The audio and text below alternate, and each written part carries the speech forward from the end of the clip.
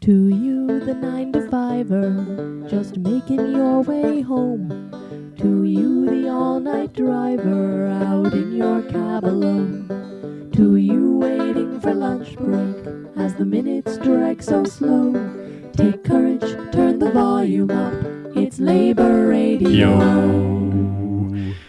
Well, the time is now 6:02 p.m. This is KBOO 90.7 FM, and you're listening to Labor Radio. I'm your host, Nick Bubb. With me, Michael Cathcart. As always, how are you tonight, Michael? Doing great. How are you doing, Nick? Oh, I'm doing fabulous. I got a lot of exciting things going on in my personal life, but people don't want to hear about that. They want to hear about they do. Yeah, that's true, maybe. But they also have tuned into this show to hear about the exciting things going on in the world of labor, which tonight include safety. And if we have time at the end, but no promises, we have an update with our Amazon watch. We may get to it, we may not. They have a lot of money. Jeff Bezos is the new richest man on the planet. Yep. And we got to keep an eye on those people to make sure that conditions are fair and good for the workforce. Oh, yeah. They control the majority of our internet traffic. They control one of our major newspapers and most of our shopping habits, so it's important to keep an eye on them. Absolutely, absolutely. Well, let's get right down to it. We have a lot of injuries and we have deaths still in America to this day in the workforce. There are people dying for this economy. Oh, yeah. And so it's important to recognize that and to do what we can to prevent that. And that's why we have a special guest here with us tonight. Yes, indeed. Tonight we have Mr. Harvey McGill. Harvey, welcome to the show. Thank you. Good to be here with you guys. It's great to have you. Oh, yeah. No, please go ahead. We're going to be discussing, obviously one of the main discussion topics around bar room tables and coffee tables in the city is the changing landscape. There's one of the major elements of our skyline is, giant cranes building huge buildings all around. The city changes day to day almost. And there's a lot of focus on the construction that's going on to change our city. But what doesn't get discussed as often is the people who are actually doing that work. And the safety of their workplace. So that's why we have Harvey in here with us tonight. We're going to be discussing worker safety, specifically having to do with the construction trades. Coming up in, the middle of April, about 3 weeks from now, or maybe 2 weeks from now, it's going to be National Safety Stand-Down Week, May 7th through May 11th, which Harvey is going to tell us a little bit about. But on May 11th here in Portland, there will be a safety stand-down event that Harvey will be leading, and it is free to the public to come. It's specifically geared towards construction trade workers and keeping them safe from falling in the workplace and injuring or potentially dying at work. So, Harvey, welcome. Welcome. Yeah. And that sounds like definitely a must attend for a lot of people. Yes, indeed. First of all, we can have Harvey tell us more about that. But first of all, Harvey, introduce yourself. Tell us who you are and what you do. Yeah. You got it. I am a occupational safety and health specialist, continuing education specialist with the University of Washington in the Pacific Northwest OSHA Education Center. And we service Alaska, Washington, Oregon, and Idaho. And we're one of the authorized training organizations for the Department of Labor through OSHA to provide a variety of different types of occupational safety and health educational programs. And as part of that, we have for the last 5 years been representatives in leading a stand down for fall prevention based on hazard awareness and improving the relationships with the partners that are out there from the contracting community, the regulatory community, the supply community to help prevent the loss of life with falls in construction. Awesome. And I guess I threw it out there and we rolled with it, but can you just describe what an actual stand down is? Is that a meeting or what is that exactly? Yeah, great. So about 5 years ago, OSHA, the National Institute for Occupational Safety and Health, Center for Protection of Workers' Rights, they collaborated to come up with a way to raise the emphasis and the awareness of the fall hazards that are occurring in the workplace. And so a stand-down event is where sometime during that week that you referred to in this year, May 7th through 11th, employers are encouraged to take time to just stand down, stop what they're doing, and just talk about through a safety meeting, a toolbox meeting, a formal program, whatever it may be. it's everybody's choice to do it differently. But to really just take time to talk about what they can do to recognize better the type of hazards that they're exposed to, the protective systems that are out there, and the policies and programs and the concerns that employer and employee has about fall prevention in the workplace. Currently, the data that is created from Bureau of Labor Statistics showed that in the year 2016, 370 workers lost their life in construction alone, and that is not going in the right direction. Not at all. And that's just from falls, right? That's only from falls, yeah. Right. Man. That's take a second to think about that. There's 370 people that are no longer alive because of a fall. Right. More than one a day. That's a pretty staggering number. I mean, a lot of people are used to seeing the photographs from the 1920s construction of giant buildings like that, people sitting out on high beams, eating their lunch and stuff like that. But man, it makes me dizzy just looking at that picture. I know the one you're talking about. Yeah, exactly. All those dudes just lined up there. But you assume that things have changed since then. But it seems like there's still that hazard still exists. It's still the number one way to die in construction. About 35% of the workers that die in construction, they die from falling. And that is not including all the other thousands of them that become somehow injured where they're disabled. So Right. There's thousands of others that are seriously hurt as well. And as you alluded to earlier, Michael, there's so much work. There's so many cranes, so many contractors trying to earn a living out there. And when the economy's so good, it seems like the people just kind of let their guard down, and this is just a way to raise that awareness just a little bit for that week to let people be reminded that there's a lot of innovative things that can be done to prevent people from falling. Technology's morphed. It's incredible what's out there now today to help people to prevent a fall. And a big part of that is having the education and the awareness to recognize what systems are out there as well. So we try to bring those things to the forefront in this particular event. The event that we have on May 11th, Friday, is a free event sponsored by the University of Washington, and it has keynote speakers from federal OSHA and state OSHA. It has collaboration with panel members to discuss some of those most important things that everybody needs to know. And you can pre-register for that in advance as well. Is there a website that you could plug for that? Yeah, absolutely. You can go to our website, osha.washington.edu. osha.washington.edu, and you can pre-register for that course. There is about 80 spots where you actually will get a certificate for a course. We include a fall hazard awareness in construction course, a federal OSHA course. As part of that, that's also free, and you get a certificate for that by attending. So you have to pre-register to be in that number, but anybody can attend. We have a lot of people that attend also outside of construction as well, because there's a lot of issues in industry as well. Yeah, that leads into a question I had, unless you had anything to jump No, in. I do have a question that's boiling, yeah. but please go ahead first, because mine's there. It's locked in. I'll remember it. Well, I was just curious. I mean, how much crossover is there? Because obviously this is geared towards construction workers. I mean, would you say that construction is maybe the most dangerous trade out there, like the most common trade that people can engage in, or is there a lot of crossover to these types of falls in other fields? Yeah, great question, Michael. Definitely construction is very high risk when you work at elevation. The number one thing is if you work on a roof, you work on scaffolding, you work on ladders. In any trade or any industry, those are high risk activities, and that's where the majority of the falls are associated with. So that can occur in industry as much as it can in construction, but construction definitely has the highest risk category from falls because of the transitory nature of the work and one-of-a-kind things that people do. Makes sense. So my thought was then, okay, so we've got 370 people still that have died, 2016, from falls. What does that boil down to? Like, what does it look like? I heard you touch on education for a minute. It's important to educate the workers, but is that the most common cause? Is people just didn't know the safety requirements, or That's a good question. Yeah. are they sometimes missing the safety equipment that they need? It's a really good question, Nick. It's a combination of things. Many employers do not have a site-specific fall protection program or plan or strategy. And that combined with not furnishing the information and the understanding that the workers need to have, combined with not really providing the level of education about the types of equipment that they're using in system and system components. So you have a lot of incompatibilities and improper design or just not using it, period. And those combined together lead to some deadly consequences. Yeah. Makes sense.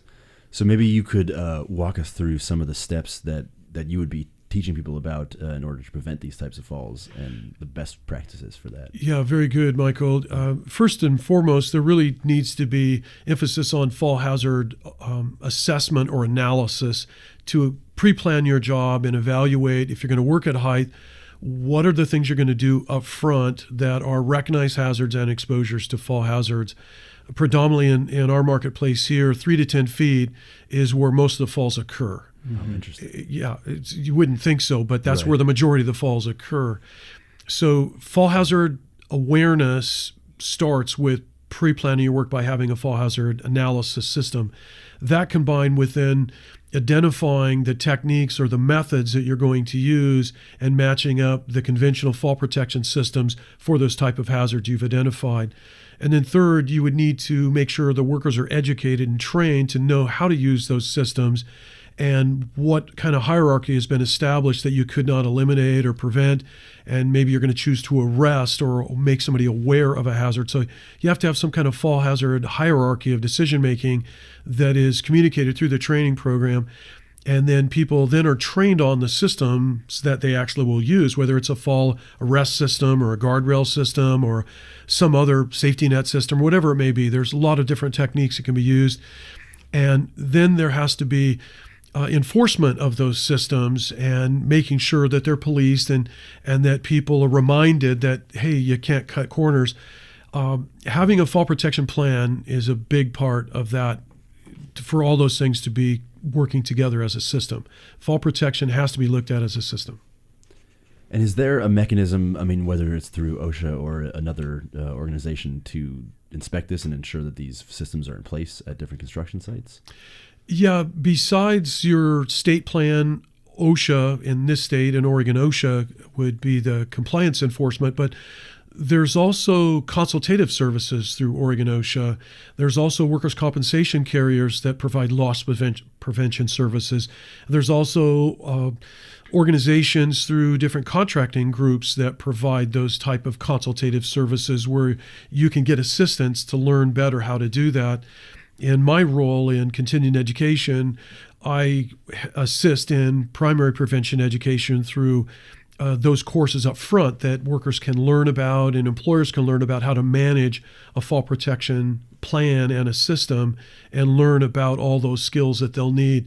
Most importantly, probably is having people that are trained at what's known as a competent person level that has been skilled in learning how to identify hazards in falls and has the ability to stop and correct those things in a timely manner. That's a key role in hazard prevention with falls, is having a dedicated on-site competent person.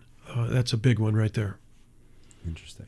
So I've got a question. Like, we're required at the 6 foot level. I think this is just in my trade. You know, I don't even know if this is law, but they require us to tie off once we get to the 6 foot level. Oh, okay. Can somebody really die from a fall at 6 feet? They can die at a fall of even less than 6 feet. Yeah, the trigger height is what it's called, which triggers an action or an obligation of the employer for construction is 6 feet. Okay. Federally. Some states like Washington, the trigger height is 4 feet. Really? So the reason that is when somebody falls a distance of greater than 6 feet, your body has a great propensity to invert. More than half your body weight is from the waist up. So as you fall a greater distance, you're more likely to strike your body in an upper extremity, neck, shoulder, head, a traumatic brain injury, a TBI, a spinal cord injury. Those are more predictable when you do fall greater heights. That's why they have a trigger height set at 6 feet. Okay, that makes sense. Yeah, that makes perfect sense. There's people listening right now that were wondering that. Yeah. I know I'm not the only one in the construction trade. Absolutely. Yeah, part of our job here is making sure that the information that we get translates to people who are actually working. I think that's a question a lot of people would have had. Yeah. Yeah, I mean... Now, I mean, I come from the pipe fitters union. Yeah. A lot of you listening already know this about me. Oh, yeah. And safety is something that's drilled into our heads as a first-term apprentice, and it just continues on the whole way. But I have to imagine there may be somebody out there listening whose employer does not operate safely. And as a worker, what can they do when their boss wants them to do something they believe is unsafe? Yeah. That's a really good question, Nick. Under the OSHA Act, there's a segment of it known as Section 11C, which is the anti-discrimination, anti-retaliation provision that really furnishes a worker a right that they are to be free from discrimination, harassment, discipline, treated unfairly for speaking up about a safety or health concern that they have. So if a worker does have fear of working at height, and they don't feel like they have the right protection, they don't have the right training, they're asked to do something that's unsafe, to work at elevation, they have a right to refuse to do that job until they're furnished the necessary equipment or the education. And their first line is to talk directly to their supervisor and to their employer about their concerns.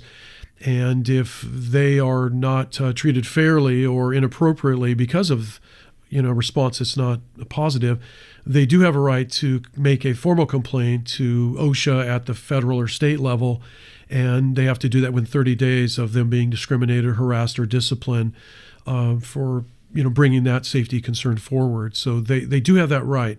The OSHA Act says that the employer must furnish a safe and healthful workplace free of known and recognized hazards, and that is their duty that arises as an employer. And in our marketplace here, we have small business enterprises, which probably more unusual than any other state in the country, have more small businesses than anybody. And because of that, a lot of small businesses don't have the infrastructure to have a full-time safety manager, a safety officer. And so a lot of times that function is a collateral function within an organization that is small. And they may need to reach out to some of their partners out there, larger contractors, their associations, their consultative services, to get some of that expertise that they need and learn how to manage it better so that they don't have those problems. Sounds like those people would be a good candidate for the safety stand down. Oh, yeah. And when is that, and where is that? That's coming up very soon. It will be May 11th at the Sheet Metal Institute at 2379 Northeast 178th Avenue here in Portland, Oregon. That'll be from 8 a.m. to 2 p.m. Oh, it's May 11th. It's all day then. Oh, yeah. A lot to learn, it seems like. Okay. Awesome. Yeah. And this, you may not necessarily have these statistics, but it occurred to me. Do you have any idea that, or about in the time that you've been hosting these events, have you noticed a downturn in the amount of workplace injuries or the amount of complaints filed by workers about safety standards? That's a really good question, Michael. Again, with the escalation in the amount of construction that is in our marketplace here locally, there's definitely been a huge increase in the amount of injuries and the amount of concerns that workers have. The larger the company, the more dedicated they are to have a safe workplace because they're held to a higher standard because of their customers and their clients and prerequisites to come on site. But you do have a lot of small, mid-size, intermediate-sized companies that don't receive the same level of education or training or don't have some of the resources available to them. I work with a lot of the state regulators routinely. Matter of fact, last week I had probably 15 compliance officers in a course that I did here locally from 2 different states. And we talked privately as well as in class about some of the cases that they go out on and the amount of injuries that are occurring, and they are very busy because of that, which is not a good trend. So anything that we can do to raise the awareness and partner with our contractors, vendors, institutes, labor radio, just get the word out about making sure people stop, think about what they're doing. And the mantra for the stand down is plan, provide, and train. Plan what you're doing, provide the needed equipment, and train your employees. And that seems to be a good recipe that works. And our particular event is one of thousands. There's been more than 7.5 million workers in the last 5 years participate in stand downs. And ours every year has grown and got bigger and bigger because the interest is there for it. We have a multicultural presence in our stand down and a lot of great testimonials, and people share their experience and things they've learned and things they've done successfully. That's awesome. Yeah, it's actually, is it are the courses offered in both English and Spanish or other languages, or is it available for people to find that information if they... You can find that on, if you go to OSHA stand number 4 down, Cool. You can actually find tweets out there. You can also go to OSHA.gov and just type in stand down, fall prevention stand down, and you can find resources that'll show you all the events around the country. Some definitely are in different languages. And our particular event, we do have bilingual presenters and people who address both Spanish and English, for example, some Russian, some other ethnic backgrounds, but predominantly English and Spanish we cover there for sure. That's awesome. Earlier you mentioned that 370 people died from falls alone in 2016. And we had a chance to talk a little before the show. You mentioned a staggering number of injuries. 2016, we killed 5,190 Americans, hardworking Americans in our country on the job just by going to work doing their job. And that's 99 a week. That's 14 a day. And of those numbers, 697 of them died in construction. And of that 697, 370 died from falls. So you can see it's a big one out there. In all of industry, we had, not as much, but almost half of those people died, likewise in falls in that area. So it's a big one in industry as well. But there's a lot of workers that come to work every day, and they just, they sometimes don't stop and think about what they're doing. And this is just a way to take that moment in that particular week to just reflect upon the fallen workers, pay tribute to them, and say, how can we stop this from happening to ourselves or our family members, and to improve the odds in our favor. Yeah. Mm-hmm. Yeah, it's good to take like an actual moment at work to stop and, not just keep running through what you're doing, but stop and actually take a step back and think about how it is that you're, keeping safe and the people that maybe haven't learned these things already. Yeah, well, it's very easy when you're confident in your own abilities to think, I'm not going to get hurt, and I'm obviously I'm not going to die. But you have to think more than just yourself. You probably have family that's relying on you. Of course. Partners, if not children. So you have to take extra steps in those situations to care for yourself. Coworkers even. Absolutely. Nobody wants to see their coworker get hurt. Of course. Yeah, it strikes me that, and this may be more of a sort of longer form discussion, but in so many other fields, automation and there's a trend towards getting workers out of the workplace and putting in machines or whatever it is to eliminate the need for actual human workers. And as that, I don't think it's crept into construction quite as much as it has, the service fields and things like that as much. But I imagine it will as we move forward with technology. And I wonder if, as that starts to happen, if workers, in order to continue to be relevant and to make themselves competitive with these machines, might start shirking their safety obligations in order to meet deadlines or meet construction needs. That's just a thought that just came to me, but it would be a concern. So it's good to have this information going out there to the workers now, so that if that moment does come, people are still aware of how to remain safe on the job. I hadn't considered that. People overtaxing themselves to try and compete with robots. Yeah, I think robots are going to make us all safer. That's what I think. Yeah. I think the problems then are going to be economics and how do we redistribute the wealth. Yeah, I suppose because poverty is a killer. That's a known statistic that if you're below the poverty level, you'll live 7 years less on average. And if technology does more for you in your day-to-day life, you may not necessarily have to exert as much energy. You may not be quite as physically fit. Right. Yeah. Well, That's a tangent. we promised near the end we'd do a little Amazon watch, but first I want to give Harvey a chance to give any last thoughts that you have and maybe pitch us one more time on the stand down. Yeah, is there anything we didn't ask you?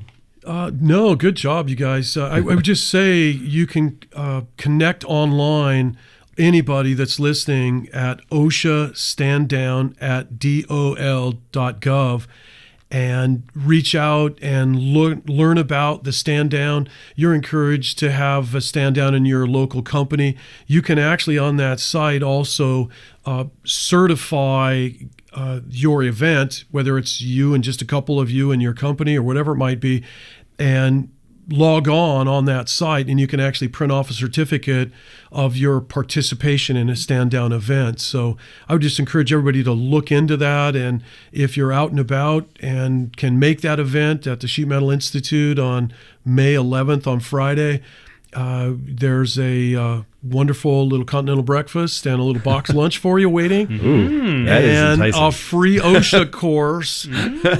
And I would love to meet you there and have you come up and said you heard us on the radio. So definitely we love that too. Yeah. definitely worth your time, and you'll get to meet some wonderful people that have some common interests in mind. So Yeah. thanks for having me on today. Absolutely.